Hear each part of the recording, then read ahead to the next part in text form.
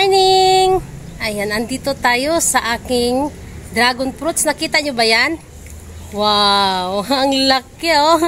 Ang sarap-sarap na po niyan. Hinog na. Kailangan na natin silang pitasin.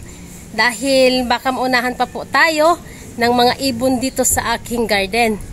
Ayan, tara na! Tayo mamitas na. Hindi na po natin patagalin dahil masarap na pong kumain. Ayun oh, sarap na nitong kainin oh. Hinog na. Tara na mga langga at tayo ay mamimitas na today. Wow, ayan. Meron tayong nakikita, ano? Nakikita nyo ba? Ayan, ang aga natin dito sa garden. So, ayun, may nakikita akong nahihinog. Ayan, oh, nakita nyo, andun, no, ang layo. Nandun po sa may bubong. Wow, look at that. Ang ganda po ng kanyang pagkahinog. Ang laki, oh. Ayan, fresh morning mga kalangga. Meron tayong pipitasin ngayon, yung ating dragon fruits. Ayun, oh, ang taas. Andun sa bubong, oh. Yung ating dragon fruits. Wow, lapitan natin yung ating dragon fruits. Ayan. Wow, ang hinog na niya, oh. Ayan, papatong dito tayo sa upuan para atin na po yung pipitasin. Ayan, saglit. Ayan. Okay, napakahinog po ng ating dragon fruits. Napakaganda. Saglit. Aakyat muna ako dito. Ayan, oh wow, grabe, abot ko na. Napakaganda po, napakalaki. Ang ganda, no? Ayan, ilapit natin yung ating camera. Saglit lang at ang hirap. Andito tayo sa bubong. Ayan, nagpumatong ako sa upuan. Ayan, pipitasin na natin yan dahil hinog na siya. O baka maunahan pa tayo ng ibon. Ayan, kasi nandito tayo sa taas. O, wala tayong mga... Ayan, walang harang na net dito banda. Kaya yung ibon dito, talagang didiretso yan dito sa may dragon fruits. So, ayan ang ating dragon fruits. Baka kainin na naman ito ng ibon. Nung nakaraan kasi, yung aking... May dragon fruits ako doon na hinog, hindi ko agad napansin, kaya kinain na pala ng ibon. Okay, ayan, pitasin natin yan. Ikutin natin yan langga. Ayan, ang hirap. Ayan, wow. Ang hirap. Ayan. Wow, look at that. Wow, fresh na fresh ang ating dragon fruits. Ayan. Okay, ayan, at bababa tayo. Doon tayo sa kabila. Napakasarap po yung ating dragon fruits. O, kakainin natin yan mamaya. Ayan, baba muna tayo. Okay, ayan, dito tayo ulit. Nandun tayo sa kabila. O, ayun, nakita nyo yan. May dalawa pong bunga. Ayan ang ating napitas ngayon. Ayan, o, mayroon pong dalawang bunga sa isang tangkay. Ayan, silipin natin dito sa kabila. Ayun, wow. Ayun, oh. Ang laki. Ayan, ang hirap kunin kasi nasa dulo. Saglit, ano natin yung... Ang daming tangkay kasi alam mo ba kasi yung dragon fruits, ang daming tinikyan. Kaya ang hirap po siyang kunin. Ayan, oh. Ayan, parang kasing laki na rin sila nito. Or mas malaki ito. Napakahinog nito. Napakasarap na nito, oh. Ayan. Pag nangungulubot na po yung mga dulo ng ating dragon fruits, yan po ay... Nagpapahiwatig na siya ay hinog na at ang tamis na niyan pag ganyan po ang ating dragon fruit. So ayan, andun po oh. Ang dami pong nagiging bunga ng ating dragon fruits pero yung iba dyan ay ginapangan po ng langgam. So tayo, wala po tayo pang spray. Ayan, yung mga balat ng ating mga dragon fruits ay may mga langgam. Hindi ko po na abot ng mga hose. Yung hose, yung tubig, ini-sprayhan ko lang yan ng tubig, ay nalalaglag na po yung mga langgam. So, hindi nakaabot yung ating hose doon banda. Ayan, nandito. Meron po dito isa pa. Ayan, marami po yan. Ayan, oh, itong langgam natin dito. Ay, si Bunjing pala yan, hindi yan langgam. Bunjing! Ayan, langga, oh. Pagpakita ko sa inyo. Ayan, oh. Yan, nakita nyo, ang daming langgam. Ang laki po nito, ang laki nito. Pero, hindi pa siya gaanong hinog. Okay lang po yan. Sa loob po niyan, hindi naman po naapektuhan yung ating mga bunga ng dragon fruit. Sa labas lang po sila. Kinakagat lang nila itong mga balat dito. Pero syempre ang balat po ng dragon fruits ay makapal. Hindi po sila umaabot sa loob. Ang laki nito. Grabe oh.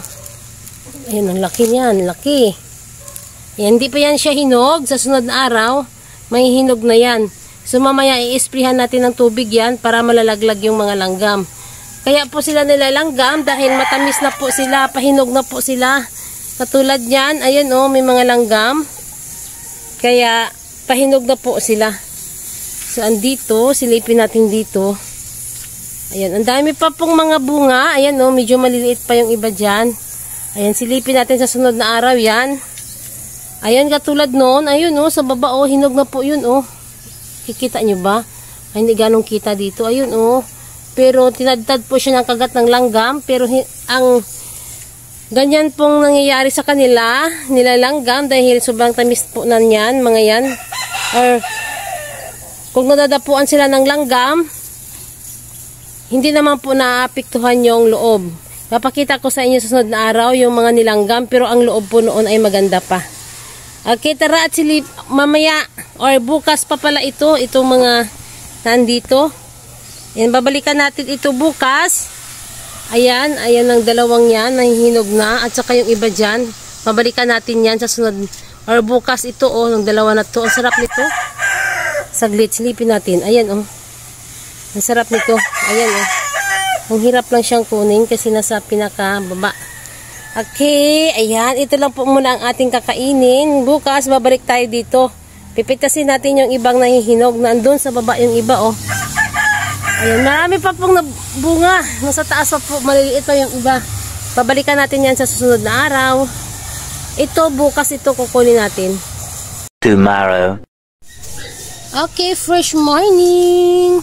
Ayan, nagbabalik tayo dito sa ating mga dragon fruits nung nakarang araw na hindi pa po sila pwedeng pitasin. So ngayon, ayan, ready na po silang pitasin. Napakatamis na po nito. Ayan, lapitan natin. Ang layo eh. Ayan, lapitan natin. Ayan, wow. Ito pong dalawang ito, isang tangkay lang po sila. Magkasama po sila sa isang tangkay. So, napakaganda po ng kanilang bunga. Napakalaki po oh. Ayan. So, nandoon sa baba, meron ding hinog doon. At saka dito. And pipitasin na po natin yan ngayon.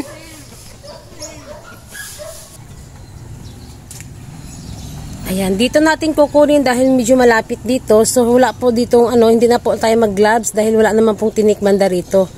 So ayan, wow, look at that. Napakaganda po ng ating dragon fruits. Ganyan lang, magpitas o paikot lang. Ayan. Pag hinog na siya, mabilis na lang siyang pitasin. Tulad niyan. Wow, ang ganda. Ayan oh. Napakaganda, napakakinis. Okay, ito pa ang isa.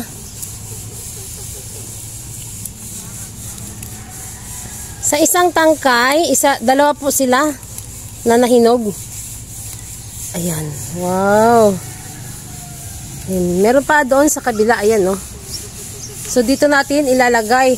Napakamalas yung isang bunga dahil kinain po siya ng ibon. Ayan oh. Kinuha natin doon sa baba kanina. Ayan, kinain siya ng ibon. Ayan. Ayan oh, nagkasugat siya dito. So sige lang at least nabusog yung ibon. Marami kasing ibon dito sa taas. So ayan yung isa. At meron pa dito, marami pang bunga. Ayan, dun sa kabila. Ito na yung ating nagkaroon ng langgam. So, sa loob naman nito, kahit nilalanggam, ay hindi po naapektuhan yung kanyang laman sa loob. Dahil ito po ay makapal naman po ang balat ng ating mga dragon fruits. Hindi yan basta-basta mapasok ng langgam. Ayan, iikotin na lang natin yan. Ayan, napakahinog nito. Ayan, ang laki nito ha. Ayan, okay. Wow, ang bigat. Okay, dito natin ilalagay. Ayan, meron pa tayo doon sa kabila. Okay, ayan. So nakita nyo, kahit kinagat po siya ng langgam, ito, nakita nyo yung loob ng ating dragon fruit sa pagkakapal po ng balat niyan. Kaya yung ating mga dragon fruits, kahit kinakain sila ng langgam, yung kanilang kasi sobrang tamis, kinakain na po ng langgam dito. So, yung loob naman ay okay. Pero ito naman kasi kinain ito ng ibon. Ayan, no, kinain siya ng ibon. Nandun kasi sa baba yun, banda, hindi ko siya napansin. So, okay lang yan. Dahil marami naman po tayong mapipitas dito sa ating bunga ng ating mga dragon fruits. Ayan, doon tayo sa kabila pa. Pipitasin natin. Okay, ito, kunin natin yan. Ayan, medyo okay dito magpitas kasi hindi tayo matitinik. Ayan. Okay. Kasi malapitan lang dito banda. Okay, ayan. Medyo maliit ito. Kumpara doon sa iba na napitas natin kanina. So, ayan ang ating dragon fruits. Ayan. Ayan, sa sunod na araw, balik tayo doon sa iba pa na ang dami pang nahihinog. Doon, ang dami pang hindi pa nahihinog. Babalikan po natin yung mga yan. Ayan, nandito o, andun sa taas. Ang dami pa doon sa taas o. Ayun, dahil sa taas. Mayroon pa dito. Ayan. Namumulaklak pa hanggang baba. Okay, ayan. Sa sunod na araw, babalik po tayo dito sa ating mga dragon fruits na ito. At harvestin natin sabay-sabay ang mga naiiwan dito na mga hindi pa nahihinog katulad nito. Ayan, magbalik tayo sa sunod na araw. Okay, ayan. Ito na yung ating na-harvest today. So, sunod na araw, babalik tayo dito para mamitas tayo ulit dahil marami pa pong naiwan na mga hindi pa po nahihinog. Ayan, naabangan natin yon at ating pipitasin. So, ngayon, ayan. Napaka sayang sana nitong isa na to. Ang laki nito, oh. Ayan, pero ang pinakamalaki ito talaga ang laki nito. Ayan, ang laki. Ayan, at saka ito, magaganda po ang kanilang, hindi sila inabot ng langgam. So, may mga langgam. Nung nakaraan, wala tayong nakitang mga langgam. So, ngayon, nagkaroon ng langgam. Siguro dahil hinog na sila, saka ko sila napitas. Ayan. Nagkaroon po ng mga sugat. Pero yung loob nito ay makikinis naman. Walang sira po ang loob ng mga dragon fruits pag kahit kinagatan na sila ng mga langgam ang kanilang mga balat. Pero ang loob niyan ay magaganda. Ayan, bibiyakin natin yan mamaya. Titingnan natin yung loob ng mga nasugatan ng mga langgam. Ayan, para makita nyo na okay po ang loob ng ating mga dragon fruits. Okay, ayan, mamaya magbabalik tayo pag tayo ay kakain na ng dragon fruits. The next day. Wow, grabe. Ang laki, ano? Ayan, ikutin na po natin yan para yan ay mapipitas na. Ganyan lang po ang pagpitas, ha. Ikutin lang. Grabe ang laki nito. Ayan na. Wow. Grabe, ang sarap. Ayan, tara na at mamitas tayo doon ulit sa kabila naman. Sa kabilang side naman tayo magpipitas ng mga dragon fruits. Ayan, sarap, ano? Ang laki nito. Okay lang ga. Ayan na po yung ating napitas na dragon fruits. Meron pa tayong harvestin dito. Ayan, pagkatapos natin doon mag-harvest sa baba. Ayan, dalawa ang nakuha ko dito banda. So, ayan, meron pa dyan, oh. Ay, napakataas. Kita nyo naman, napakataas niyan. Ayan, ito pa. Harvestin pa natin yan. Nandito sa kabila, oh. Ayan, tara. At aakyat tayo sa upuan para makuha natin yung nandyan sa mga mataas na pwesto. Napakaganda po ng ating harvest today, oh. Tara at kukunin natin yan. Dahil napakataas, nakita nyo? Ang taas ng ating dragon fruits. Okay, ayan na po yung ating na-harvest na dragon fruits. Wow! Napakakinis. Ayan, at meron pa tayong harvesting dyan sa susunod na araw. Ito, oh. Napakaganda po niya. Napakalaki rin ito, oh. Pero green pa po siya, green pa. Marami pa tayong mapipitas dyan dahil yung iba, hindi pa po nahihinog. So ngayon, ayan ang ating napitas today. Ayan, meron pa doon, no? May green pa, nag-green pa siya. Hindi pa siya pwedeng pitasin. Ayan. Okay. Ayan. Magbabalik tayo sa sunod na araw. Pag tayo ay magpipitas pa ulit ng iba pang mga dragon fruits na naandito sa aking rooftop. So ngayon, ito lang po yung ating napitas today. Sa sunod na araw, makapagpitas tayo ulit.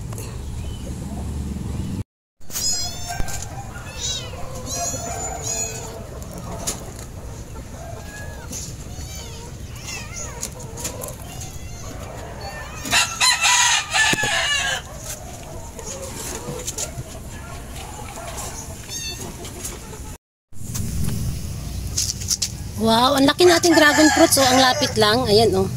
Napakaganda. Ang lapit lang dito. Ayan, dito lang yan. Sumampa sa may taas. Ayan, oh. Napakaganda po ng kanyang bunga. Ang laki.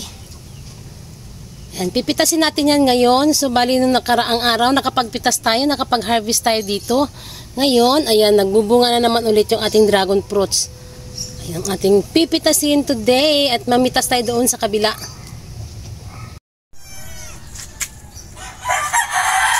Wow, grabe ang ating dragon fruits dito. Oh, ang lapit lang. Ayan, oh. Napakaganda po ng kanyang balat. Masyado siyang makinis. Hindi siya tulad sa iba na kinagat ng langgam, kaya hindi maganda yung kanyang balat. Pero ito, napakaganda, oh, napakakinis. Hindi po siya dinali ng langgam. Ayan, pipitasin na natin yan today.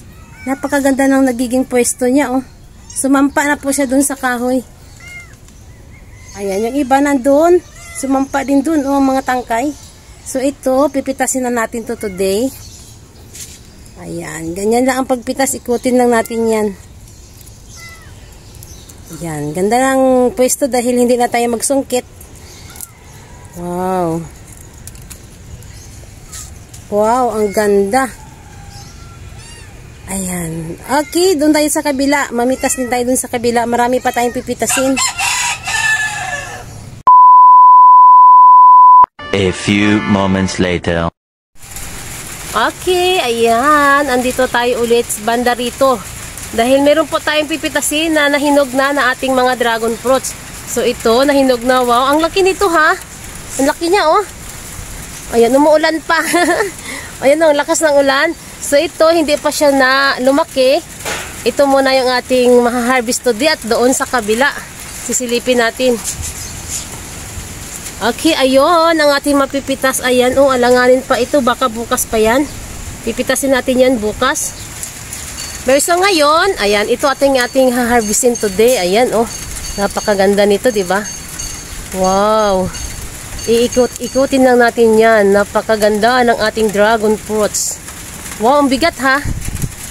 Ayan. Okay, ayan, sa sunod na araw, yan po yung ating pipisasin dyan. Itong mga hindi pa masyadong na lumaki, maliliit pa lang sila, mga bago pa lang. Yung iba, nandun pa sa kabila, hindi pa masyado silang malalaki, alanganin pa silang harvestin dahil green pa. So ngayon, ayan, ang ating napitas ulit ngayon. Ayan, no, napakaganda po niyan. Ayan, kahit ganyan lang po yan, meron mga sugat-sugat yan, pero maganda po ang loob niyang ating dragon fruits. Okay, ayan, sa sunod araw, ayun po yung ating pitasin, yung doon. Ayun, wala po tayo kasi mga spray, hindi tayo nag-i-spray, organic lang tayo, pero hindi po yan apektado yung loob ng ating dragon fruits. Ayan, okay, thank you sa inyong lahat, dahil umuulan na. Tapos na po tayo dito sa pag-harvest. Sa sunod naman, kung meron tayong mapipitas dyan, o hindi tayo mauunahan magpitas, ayan, ibibidyo natin ulit. Kung hindi tayo mauunahan, dahil sila po dito ay pag umaakyat, naku, napipitas na po nila yung mga hinog. Ayan, okay. Dahil bababa na tayo, umuulan na. Thank you sa inyong lahat.